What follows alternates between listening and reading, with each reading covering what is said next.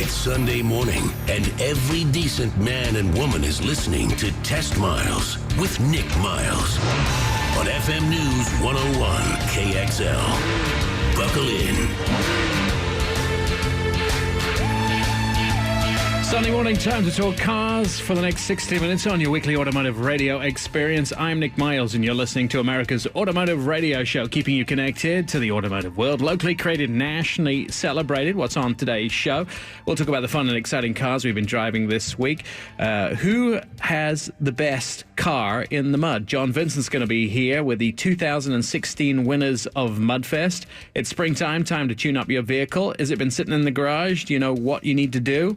Well, we'll have a list of things to check off with our local expert, Dan from Target SUV. Aram's going to be here from Team Latus, the Harley-Davidson and Triumph dealership.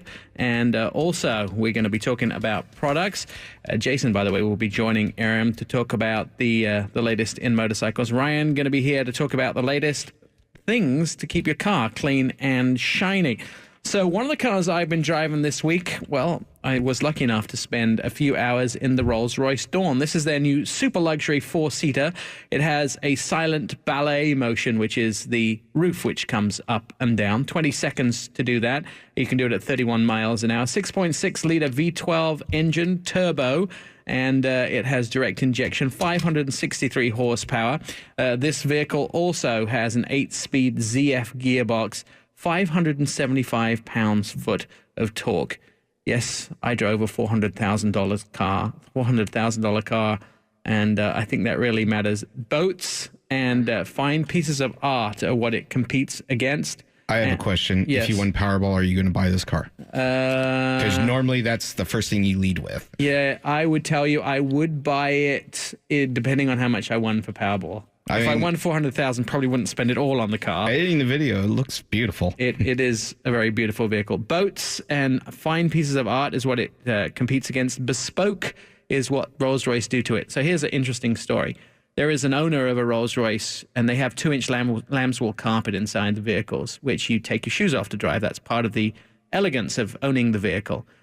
There is a guy who was taking his shoes off to drive the car every time he did it. He felt that his shoes didn't have a place in the car. So instead of a champagne fridge in the back, he had Rolls-Royce build a shoe holder in the back seat. So when he took his shoes off to drive the car, they'll do things like that for you. They'll make a dog bed for your back seat, which I think is fantastic. However, it's maybe a little opulent for my lifestyle. I'm more of a guy who likes to pay $9,000 for a motorcycle. You don't think Southeast Portland? I don't think the Southeast Portland will work for the Rolls-Royce. Yeah. There are some people in Southeast Portland who probably could afford it. In the Hollywood district, perhaps. Not in your neighborhood. No, well, I don't think so, no. It looks a little out of place in my driveway, I have to tell you. 16-speaker surround sound audio with an anti-bum-numbing button. Gives you seat massages. And beautiful car that does fit, I would say, 4 people perfectly well in the car. Even with the coach doors, just 2 coach doors. Starting price, $335,000. When I'm driving, $400,000. Go on, John, say it. Not going to say it. You don't deserve it, Nick. Not going to say it. All right, John Vincent is here. We're talking about an event which happens in the Northwest every single year. In early April, the Northwest automotive journalists get together. They have an event in a muddy field called Mudfest, funnily enough. America's best SUVs, CUVs, and trucks are put through their paces. The winner of this competition walks away with the title of Northwest Outdoor Activity Vehicle of the Year.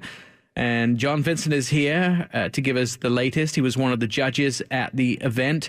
You can see John's work at US News and World Reports and at usnews.com.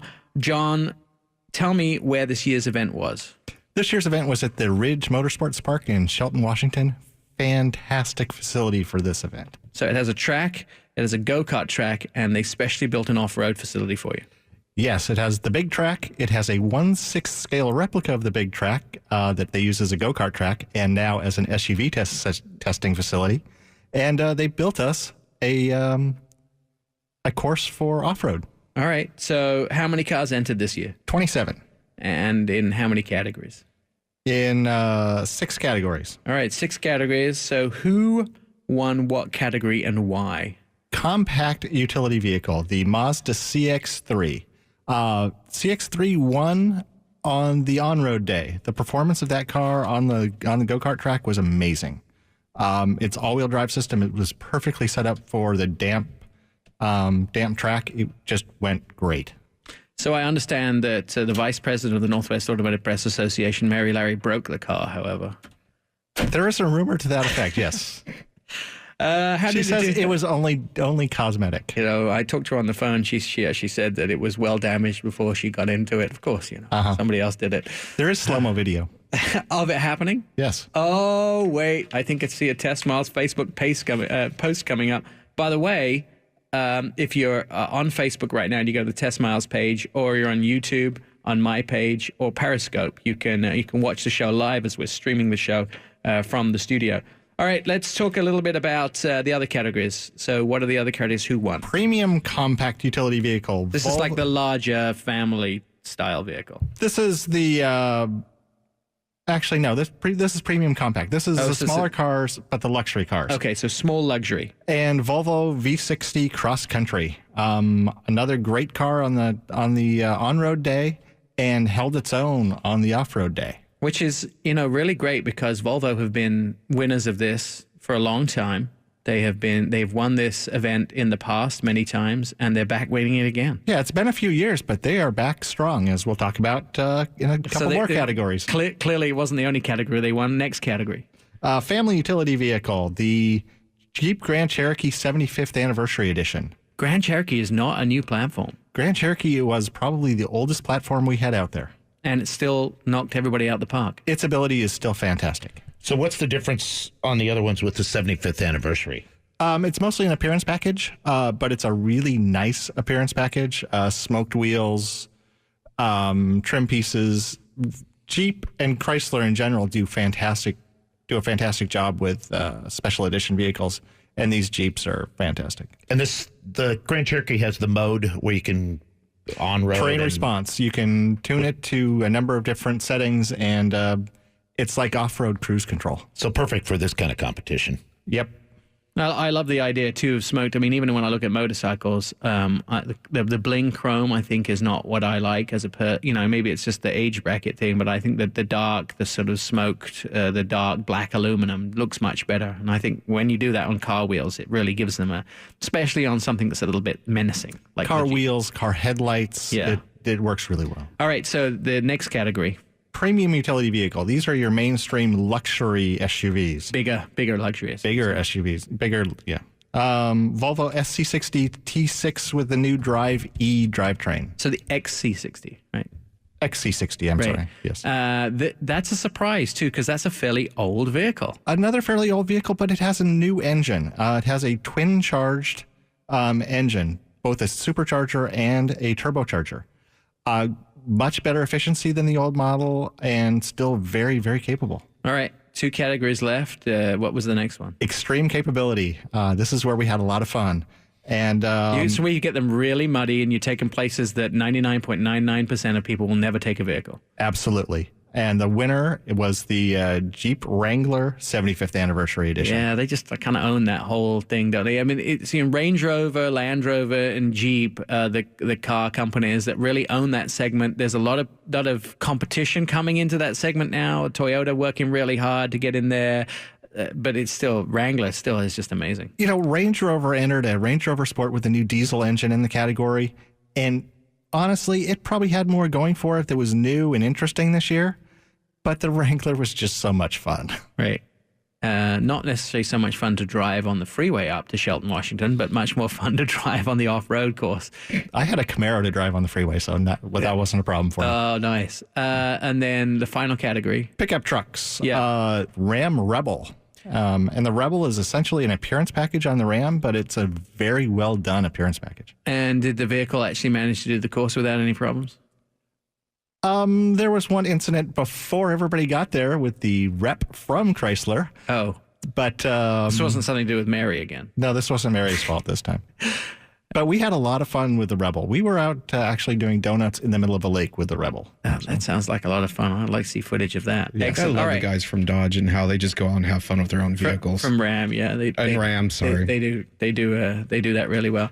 All right, so out of all of those 6 category winners, somebody had to be chosen as the king of the castle. Who was it? Jeep Grand Cherokee, 75th anniversary. Really? So it won the overall... Big surprise, yes. Really? Yep. And I'm sure that Jeep just walked away with a huge smile on their face. Absolutely, they did. All right, so the next event coming up for the Northwest Automotive Press Association? Drive Revolution, which is our green car and technology event, which happens right in downtown Portland this July. And at the end of July, we'll bring you all the updates of that. John, Vincent, always a major pleasure to have you on the show. When we come back, we got a lot to talk about in this show. We're going to talk about getting your car ready for spring. When should you be taking it into the shop? What should you be doing? We're also going to talk about motorcycles. We're going to talk to the team from Latest, Team Latest, and we're going to talk about Harley Davidsons and Triumphs. Gets me excited because I'm in the market for a new bike. It's all coming up on Test Miles. I'm Nick Miles. Test Miles, like NASCAR, but with one right turn. TestMiles.com.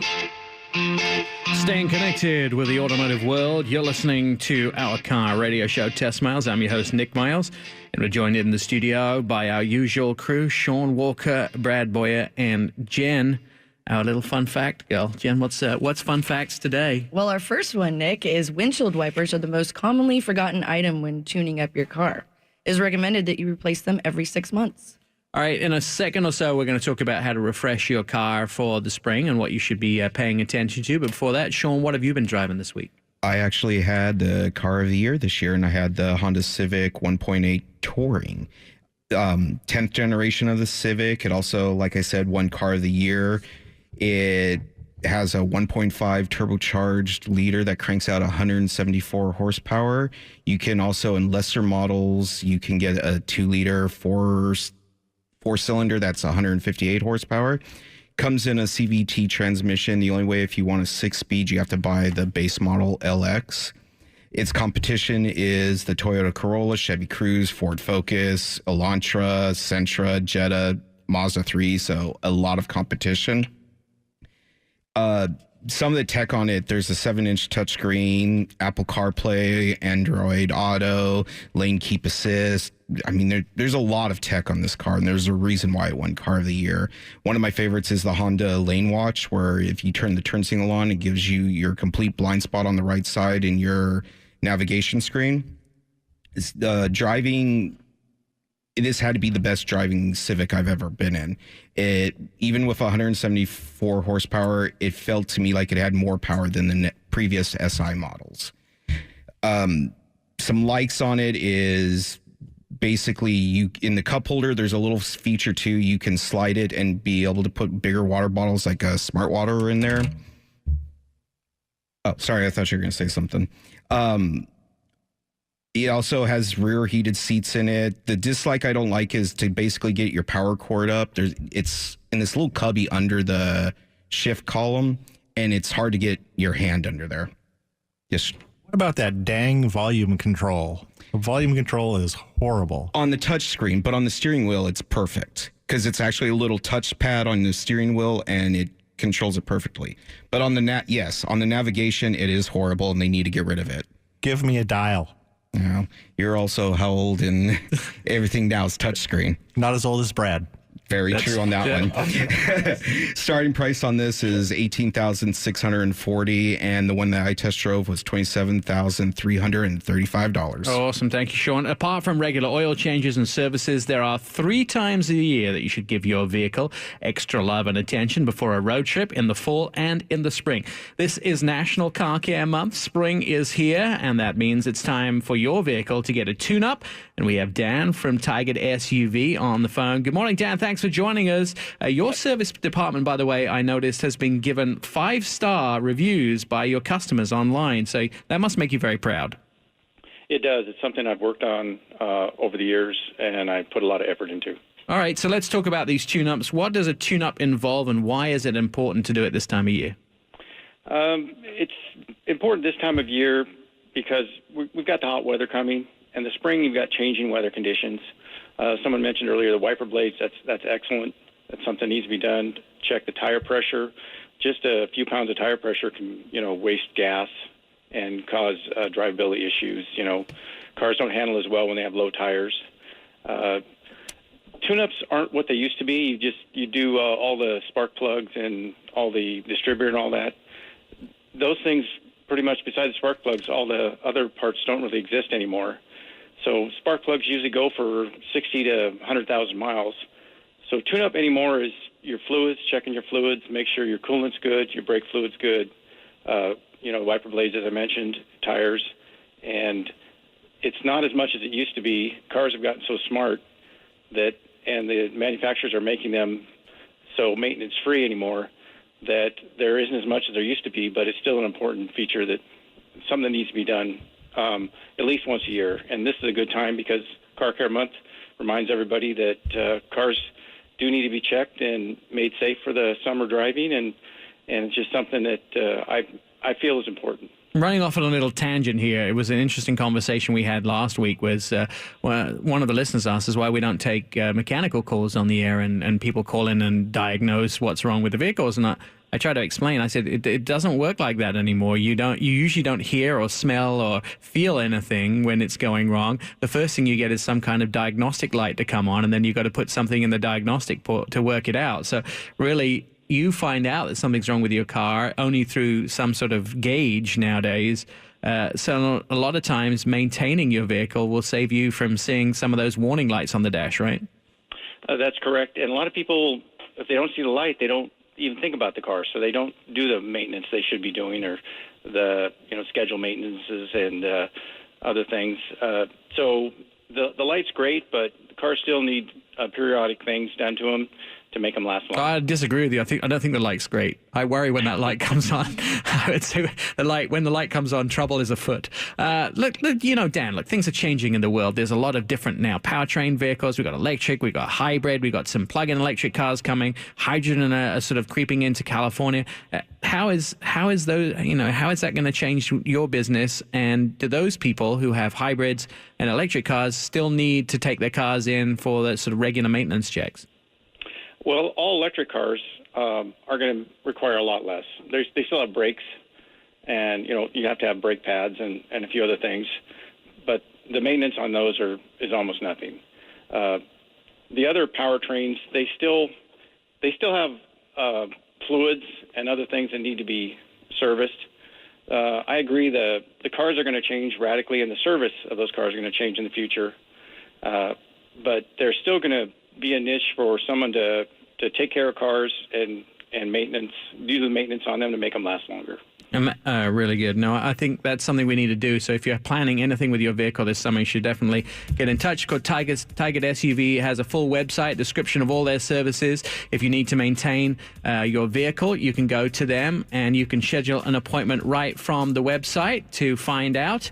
If you need to do something with your car, you can always give Dan a call. They are located on Charles Ferry Road in Tigard, or you can call them at 503-590-9798. They're at Monday through Friday, 7:30 a.m. till 5:30 p.m., or at TigardSUV.com. Dan, always a pleasure to have you on the show. When we come back, we're going to talk about 2 wheels instead of 4, but it's going to be more than just half the show. That's coming up next on Test Miles. I'm Nick Miles. Favorite us, tweet us, friend us, love us, all at testmiles.com. We'd like to thank you for being part of our radio show. Now it's time to bring you another fun fact. Thank you, Nick. Harley-Davidson was created in a small shed in 1903 by brothers Arthur and Walt Davidson and William Harley in Milwaukee, Wisconsin, but did not become incorporated until 1907. There you go. And that's all in line because we're going to be talking about motorcycles in a moment or so. Just want to remind you that you can go to our Facebook page, Test Miles, or you can go to YouTube or Periscope right now, and you could actually see all of us, depending on which channel you're looking at, on TV. It's going to break the fourth wall, and you're going to see what we really look like. Brad, what have you been driving this week? So I got a chance to drive a vehicle. Well, let's see. I'll have to preface this with, the guy that did the hair clubs for men where he said, I own the company, but I'm a customer too? Yes. So that I was drove the guy car with a shaver too. Yeah, wasn't that's it? right. Yes. So I got to test drive the 2016 Kia Sorento, and I am also on Monday will be a Kia owner. Right. So I liked it so much I bought a car, not the company, but drove the Sorento, which is the CUV, a refresh for 2016. It comes in 15 different configurations, ranging from the L to the LX V6. And it's 5 or 7 passenger vehicles. We took it home, and Eve, we're upgrading her to a new car. Eve is your wife, by the way. Eve is my wife, yes. Not just some random person on the street. But I met this chick called Eve. Yeah. And she fell in love with it. I mean, she really liked that over everything. Same way she fell in love with you. No, she spent a lot more time vetting the car than she did me.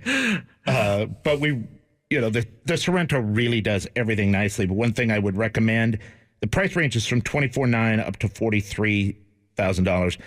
And the convenience package is only about $1,200 more. And that provides you with the UVO and backup camera, heated seats. And it's money well spent. And when you're going in to buy a Kia, figure out what features you need, because there's about 5 or 6 different ways you can do that. And we picked the convenience package with the backup camera and got into it great. And the dealership, good friends of ours, took care of us very nicely. And but we decided that with kids who were 7 years old, and my wife loved the styling, we moved up to the Sorento. To the Sedona. Sedona. So you're back in a minivan. We went into the Sorento. You're the proudest old man about minivans I know. You know what? You show up at the school and in a new car like that, in a new minivan, you're very popular. Really? Yeah.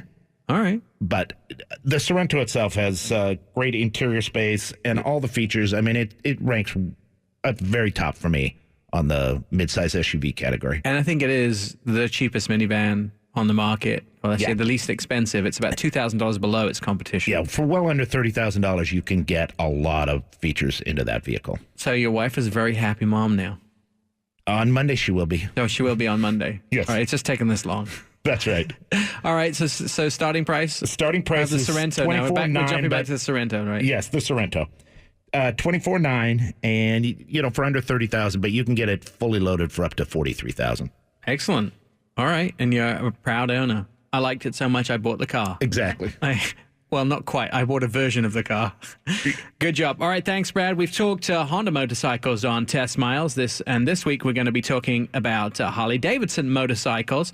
Now, Harley-Davidson is, of course, the iconic American motorcycle manufacturer. The motor company produced the traditional cruiser motorcycles utilizing air-cooled V-twin engines.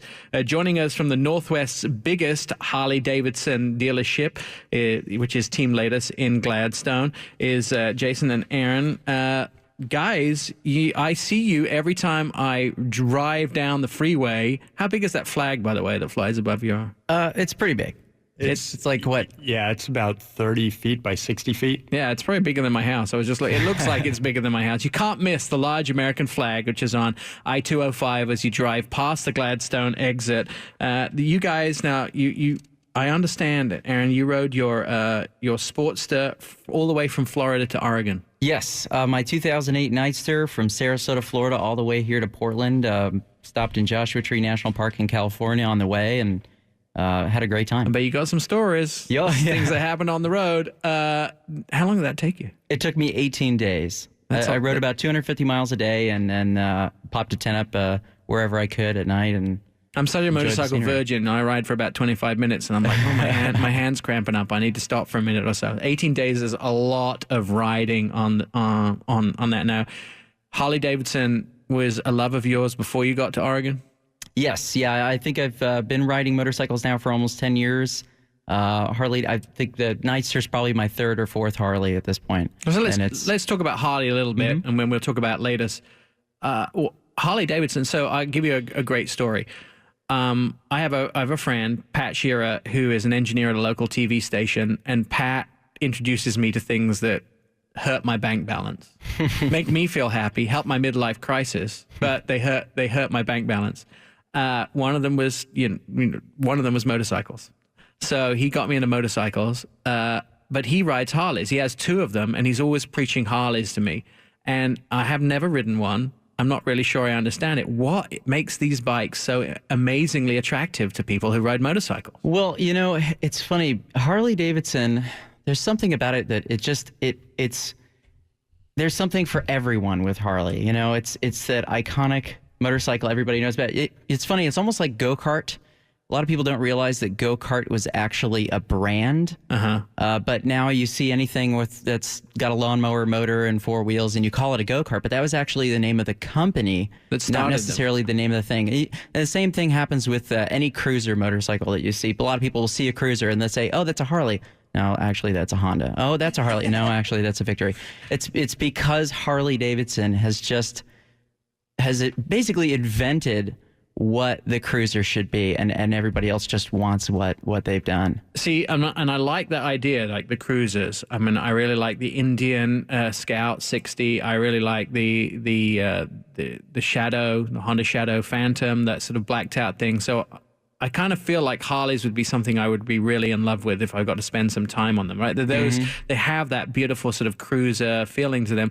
I'm not one of these guys that likes to lean forward on a motorcycle and tuck my head behind a windshield that's just about as big as my glasses. I'm a guy that likes to kind of lean back, and I like pegs for my little legs if if they will reach the pegs. So I'm that kind of guy, and I feel kind of like Harley it is the motorcycle I would want to drive or ride. So with someone like me who's fairly short, 25-inch inseam, is there a bike out there that you think I would be comfortable on that isn't too heavy? I mean, thinking that I've been in this sort of motorcycle riding mode for about a year and a half or so. Well, if you want to talk about seat height, the Softail Slim model is Harley's lowest seat height at 23.8 inches. Oh, easy to get my feet flat on the ground with that. Yeah, I actually owned one for a time, and it was a really wonderful bike because even though it's like an 800-pound motorcycle, because you're sitting so low, you're really in the bike instead of on it. And it just makes it so that you just don't feel the weight of this bike at all. And they handle beautifully even though they sit low, and pretty much you can make any Harley Davidson fit you. They talk about the magic triangle, right, which is created from your hands to your butt to your feet, right? So if you find a model that you're absolutely in love with, we can make it fit you. We can swap the seat to get you a little bit lower. We can move the handlebars to get you the reach that you want. We can make sure that you're flat-footed on the ground. Are they expensive?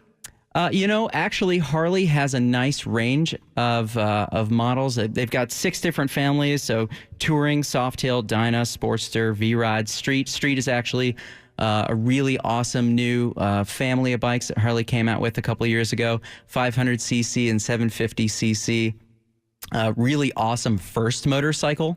If you want your first to be a Harley Davidson, Street 500 gets you in about 6,800 MSRP, and it's a killer bike. I am currently riding a Rebel, which is like 250 cc's, which is way too small for me. I mean, it's fine to ride around the neighborhood and to the local New Seasons market and stuff, but you get out on the freeway and it sounds like I'm riding a lawnmower. It gets really loud. And I also noticed something else too. I don't like windshields on motorcycles. But I rode the Scout 60 down in San Diego this week, and it had a windshield on. It makes such a difference. Like, I'm not getting it feels like someone's doing CPR on my chest when I don't have even if it's a little one and you need to crouch down a little bit. And so I thought they were kind of a weird fashion accessory, but they're really not a fashion. They're there for a reason. Yeah, you really, you don't feel it for the first, 10, 15 minutes of riding. But if you're going for longer than that, you can start to notice that after a while that just the pressure that the wind creates on your chest can translate into your shoulders and your arms, and it can wear you out. And just reducing that pressure with a little bit of a windshield. You don't need a giant, massive one like you're going to go tour the country on it, but just something to divert a little bit of that around you. It makes the world of difference. All right, we're going to talk a little bit about service. We're going to talk about your Triumph side of the motorcycle business too, which is not as big as the Harley, but still important because it's English. That's all when we get back on Test Miles. Still to come, more on motorcycles. Plus, we'll be finding out what Ryan's been testing this week to make your car shiny and pretty. That's coming up on Test Miles. I'm Nick Miles. Test Miles, like NASCAR, but with one right turn. TestMiles.com. Thanks for being part of the Automotive Nation. For more fun facts about cars, find us on Facebook, Twitter, and at our Test Miles website. The 1977 Triumph Limited Edition Silver Jubilee T140V was made to commemorate the Queen Elizabeth's 25 years on the throne. There was only 2,400 made. Oh, wow. Queen Elizabeth and a motorcycle just fits together like chalk and cheese. All right, this week I've been driving the brand new Mercedes-Benz GLS SUV, activated braking system, adaptive cruise control, seats 7 passengers, and is all refreshed up the front and up the back, LED headlights, hood bulges. They call them power bulges. I just like to drive something that has a power bulge. It has multiple different engines, including a 3-liter V6 diesel, which I think is fabulous. Between 255 horsepower and 449 horsepower, 9-speed automatic transmission. It has this 4MATIC and Airmatic system. So 4MATIC all-wheel drive and Airmatic is their air suspension. That makes you, and we talked about numb bum syndrome. This thing really is a comfortable ride. What does it go up against? Volvo Q7, the Audi Q7, Volvo XC90, Acura's MDX, and Land Rover's LR4. Has lots of different trim levels, including the AMG version. I will tell you that the interior colors are outstanding, but the diesel starts at $67,000 and the AMG version goes up to $127,000. So you have to have a little money in the bank if you want to buy this car. However, I think it is the cream of the crop. It's probably the most exciting vehicle. It replaces the GL, the GLS from Mercedes-Benz. That was a fun drive in Colorado. We're with the guys from Latus. They're here, Jason and Aaron. Let's talk a little bit to you, Jason, about the Triumph side of the business. Triumph, of course, classic motorcycle car, a motorcycle company, but not as well known as a lot of the American brands. And they've had some years when they've been at the top of the heap and some years where we just didn't know what happened. Indeed. So Triumph was created in 1902, a year prior to Harley-Davidson, and they ran continuously through about 1983 when they ran into some financial hardship. They were purchased by a bloke named John Bloor, and he's continued. He kind of did like a very slow trickle of production, and then went full bore into the United States. So they're producing lots more bikes now. What does a Triumph motorcycle say? What is it? If you want to buy a Triumph, what kind of riders buy Triumph? So we know the Harley kind of rider, but what's the Triumph kind of rider? There's a really broad range. There's different categories of Triumphs as well. But we have adventure touring bikes, we have cruisers, modern classics, which will retain that really classic style that most people would know about a Triumph. And there's also roadsters and super sports. We were actually the race team, national race team for Triumph for 4 years. And speaking of the race team, we actually wanted to congratulate our latest motors team for getting 2 first-place finishes in the season opener. Yeah. I noticed that about their dealership. You guys just do a lot more than sell bikes. I mean, you have events, you have things going on almost every weekend.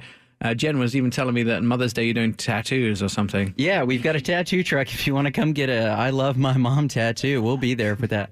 And I will pay for anybody's Test Miles tattoos as long as it covers your whole body. Okay. Yeah. There you go. So you do a lot for the motorcycle community, and including, as well as selling bikes, you have all these events, but now servicing your Harleys and your Triumphs too. You can bring them down. You guys take care of them as well. Yes. And a big service department, accessory department. Oh yeah, and not only can they help you fix your bike, but they can also teach you what you can do for yourself. We actually have a roadside repair seminar that we're going to be doing at the dealership Saturday on the 30th to just kind of help you understand what you should bring with you and what you should know when you're on the road and you find yourself in a situation where maybe you instead of waiting for a passerby with a wrench, you can take care of the situation yourself and get back on the road. Excellent. Now, the last question for you before we get to Ryan and what he tested this week. So you guys, we were talking amongst yourselves with that 25-inch inseam that I have. And Jason, you came up with the idea that there was a Triumph that you felt that met my needs. Oh, absolutely. The Bonneville. A very classic bike, right? Bonneville, been around for a long time. And you think that would fit me very well? Indeed. And it looks like it has the long seat that goes all the way from the tank all the way to the back. So. Yes, they call it an ironing board seat, but it's more comfortable than an ironing board. My backside will be nice and pressed. Ryan, what have you been testing this week? Well, I've been testing out Griot's Garage Fine Surface Prep Mitt, and I love it. It's actually about the best new clay bar mitt that I've seen on the market so far. So what's it used for? it's a clay bar. So instead of using an actual bar of clay, it's a clay mitt. So it's going to take all the contaminants off your car, any kind of dirt inside of the scratches and stuff like that before you put your compound and wax on there. It's going to help get all that dirt off. And you can get them from Griots. How much are they? They're $49.99 on griotsgarage.com. And you can use them multiple times, though, right? Yeah, multiple times. It says on the packaging you can use it up to 70 times. Thanks for Aaron and Jason from Team Laters. You can find them. Just head down 205. You won't miss that giant American flag. And, of course, they're at the Gladstone exit. Thanks, guys, for coming in. I'm going to make a date. We'll come down. We'll play motorcycles for a day with you guys. I want to also thank the rest of the team, John Vincent for being here, Brad, and also Dan from Tiger SUV. So anytime anyone come in and ride some bikes, come and see us. I can't wait. You've got loads of events too. I might be taking part in that tattoo event too, if everybody else will join me. We're online 24/7 at testmiles.com. Love you guys. We'll be back next week. I'm Nick Miles.